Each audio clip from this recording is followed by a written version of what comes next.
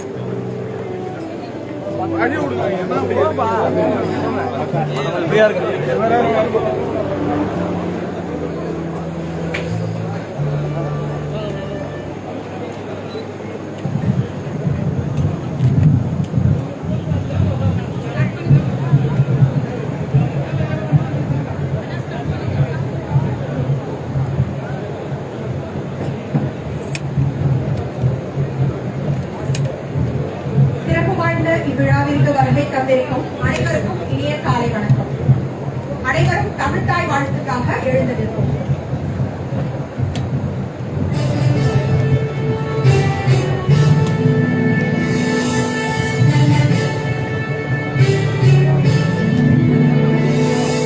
நீராடும் கடலுடுத்த நிலமடந்தை கெழிலொழுகும்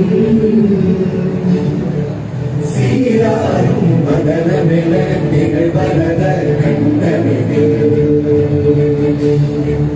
வெக்கணமும் அதில் சிறந்த திராவிடனன் திருநாடும்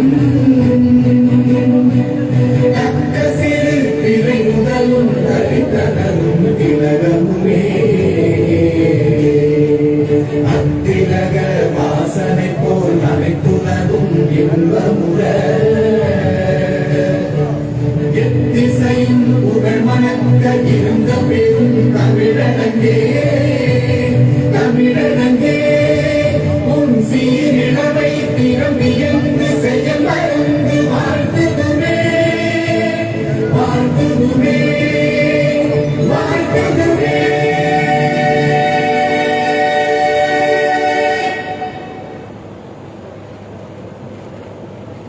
பாதுகாப்பான பயணங்களுக்காக மக்கள் பெரிதும் நாடுவது ரயில் தான்.